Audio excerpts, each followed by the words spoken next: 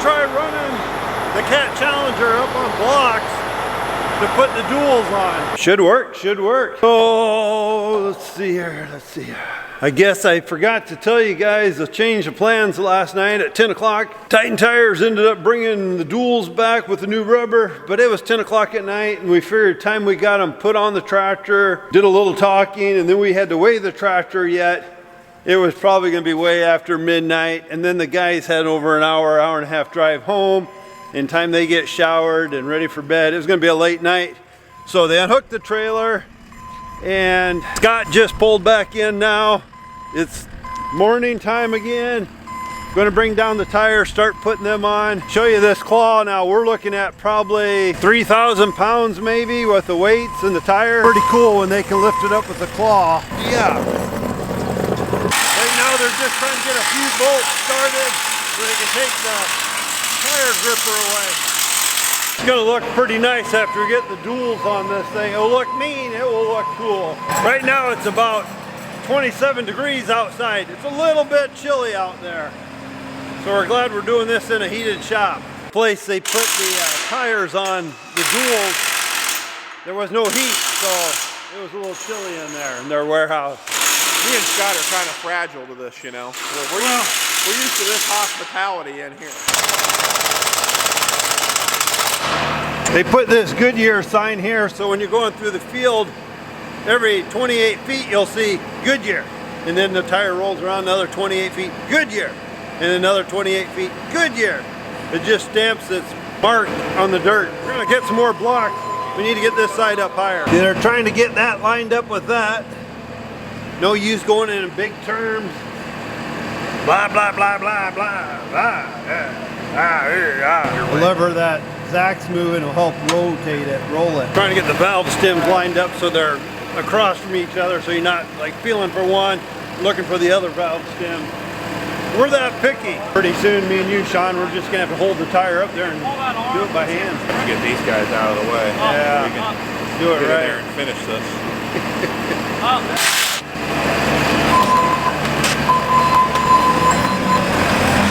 If you guys are interested in one of these tire grabbers too, go ahead and look them up, tire grabber. Probably what we're gonna have to do is take it off, make another 2-hour drive, turn it just 3 inches, put it back on the rim. Tell you what I'm talking about. Like this one here, see how nice it looks lined across? It just looks really nice. When you stop, you can see it. That one might be off just a little bit, but part of it is just how it went on the rim. This is one service that Titan Tires, when you buy tires from them, they can come out free, weigh your tractor with the scales, and then they can know exactly what you should be running for air pressure.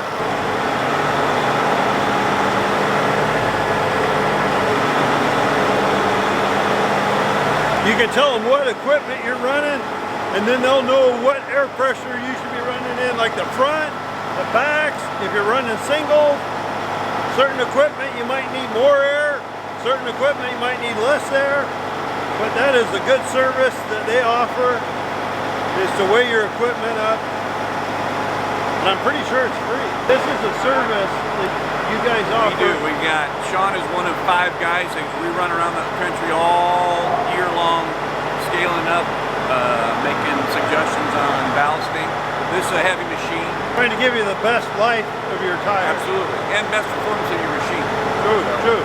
You heard it. The worst part is somebody gets a new set of tires or a new tractor, right, and it doesn't do what they wanted to do in the field.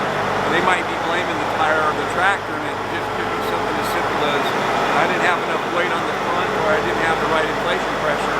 A couple of tweaks here and there, and you get a night-and-day difference on the and that's kind of a Titan thing. So we got the whole team just dedicated to that. Yeah, 5 guys just running around all over. We make about a little over 1,200 customer visits a year.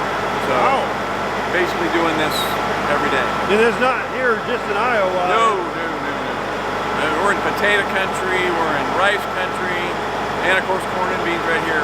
But that's one nice thing. I mean, Titan tires are all over the world. Well, there you guys go. We got the Goodyear tires on, the 800/70 R38s. They did the math on it in the tire size. So it looks like the front tire is going to be set at 12 pounds. The rears will be set at 12 pounds. So we're just trying to get the best traction, but the best life on the tires also.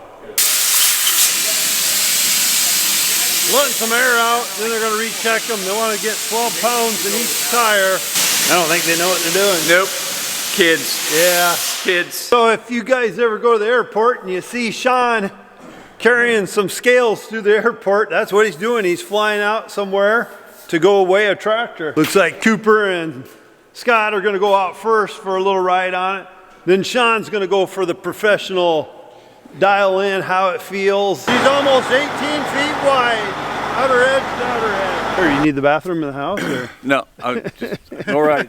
Cooper got me, he gave me some inspiration there, so I felt better maybe make a stop before we head on down the road. I had a big pop this morning, so you know how that goes, right? We will not need any more rain this spring. How many do we got? 4 boxes. Oh, ain't so bad. Nope. No, not too bad at all. All right, we got some, I guess they're beans being delivered today. Just found out a little bit ago, the boy's like, Dad, can you go unload the beans? You bet I can. So, sounds like 4 totes in there, so it'd be like 200 bags worth of beans, I guess.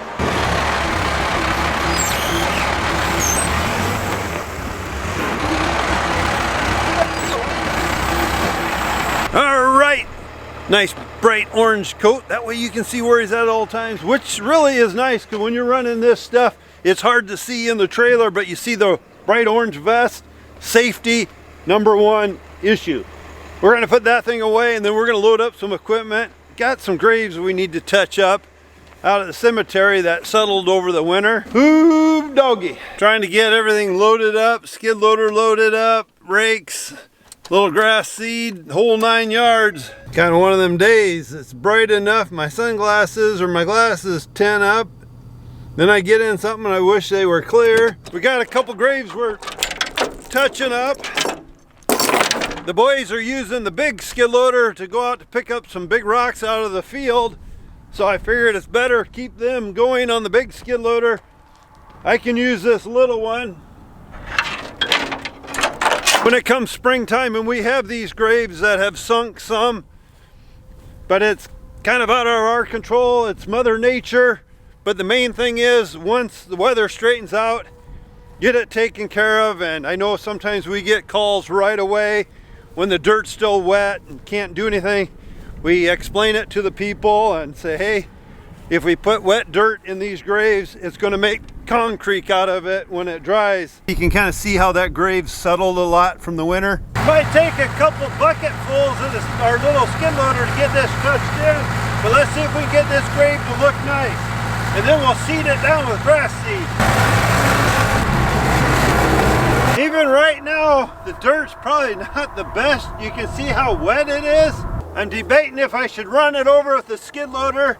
I think I will, just to try to pack it in a little more. I think we better drive on it, pack it in. Otherwise we're gonna be back here probably on the next rain. This is kind of one of them cases again today. This dirt isn't fit to work with, but this grave here, for some reason, somebody keeps calling in on it.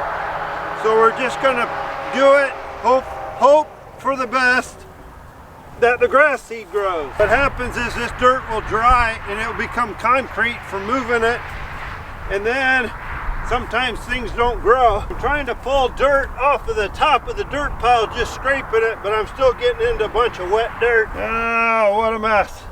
I don't like it. I'm gonna head back to the dirt pile, see if we can find some dry dirt on the edge. I need a little bit more. Down below there's burning a bunch of trees. I went down with a skid loader and I was going to try to push them in tight for them, but my little skid loader, it's kind of wet down there and started spinning, and I thought I better get out of there. Tractor's going to Wisconsin. This is our 4880. It got sold. Cooper's in the tractor loading it right now. That's a big old guy.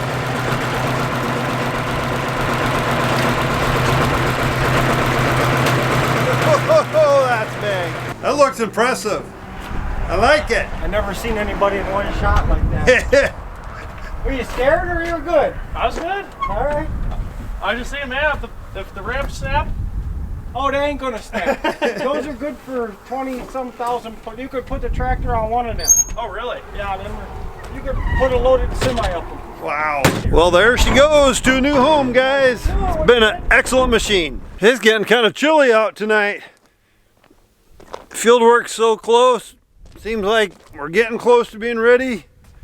Then you start thinking of a few things like, oh, I need to do this yet, and I need to do that. Oh. But it's coming on us fast, very fast. Cooper brought down the one little buggy, so I just took it out, put some fresh gas in it, and when I mean buggy, it's the little tender here, the little seed tender. He had the oil plug out, so I did fill that up with engine oil. We changed the gearbox oil. I filled that up for Coop. Cooper did pack all the bearings on the wheels, took them apart. So just gave it a little bath here a little bit ago. I want to make sure down in the holes were clean. I guess normally we have the seed tender boxes up here so it keeps anything from going down in the holes. Should start it up once, I guess.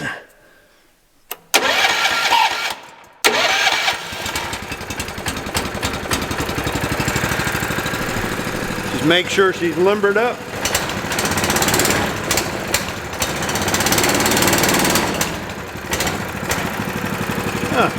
Well, we're gonna have to see. The auger ain't turning, so shoot.